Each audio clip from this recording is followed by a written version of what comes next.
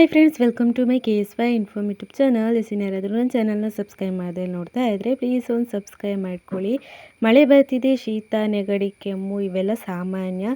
ಹಾಗಾಗಿ ನೀವು ವಾರದಲ್ಲಿ ಒಮ್ಮೆ ಈ ಥರ ಕಷಾಯ ಮಾಡ್ಕೊಂಡು ಕುಡೀರಿ. ಮಕ್ಕಳಿಗೂ ಮಾಡಿಕೊಡಿ, ಒಳ್ಳೆಯದು. ಇದನ್ನು ಮಾಡೋದಕ್ಕೆ ದೊಡ್ಡ ಪತ್ರೆನ ಒಂದು 5 ಎಲೆ ತಗೊಳ್ಳಿ, ಹಾಗೆ ಒಂದು ಸ್ವಲ್ಪ ಶುಂಠಿ, ಹಾಗೆ ಒಂದು ಸ್ವಲ್ಪ ಪೆಪ್ಪರ್ ಹುಡಿ, ಹಾಗೆ ಒಂದು ಸ್ವಲ್ಪ ತುಳಸಿ ಎಲೆಗಳನ್ನು ತಗೊಳ್ಳಿ. ಒಂದು ಪಾತ್ರೆಯಲ್ಲಿ 1/2 ಲೋಟ ಬಿಸಿ ನೀರನ್ನ ಬಿಸಿ ಆಗೋದಕ್ಕೆ ಬಿಡಿ. ಅದಕ್ಕೆ ಈ ಎಲ್ಲ ಹಾಕ್ಬಿಟ್ಟು ನಾವು 1/2 ಲೋಟ ಇದ್ದಿದ್ದು ಒಂದು ಅರ್ಧ ಲೋಟ ಆಗೋವರೆಗೂ ಚೆನ್ನಾಗೇ ಕುದಿಸ್ಬೇಕು. ಇದಂತೂ ಮಕ್ಕಳಿಗೆ ತುಂಬಾ ಒಳ್ಳೆಯದು. ಮಕ್ಕಳಿಗಂತೂ ಬೇಗ ಶೀತ ನೆಗಡಿ ಎಲ್ಲ ಗುಣ ಆಗುತ್ತೆ. ವಾರದಲ್ಲಿ ಒಮ್ಮೆ ಆದರೂ ಮಾಡಿಕೊಂಡು ಕುಡೀರಿ. ಈ ಮಳೆ ಬರ್ತಿದೆ, ಎಲ್ರಿಗೂ ಸಾಮಾನ್ಯವಾಗಿ ಇವಾಗ ಜ್ವರ ಎಲ್ಲ ಬರುತ್ತೆ.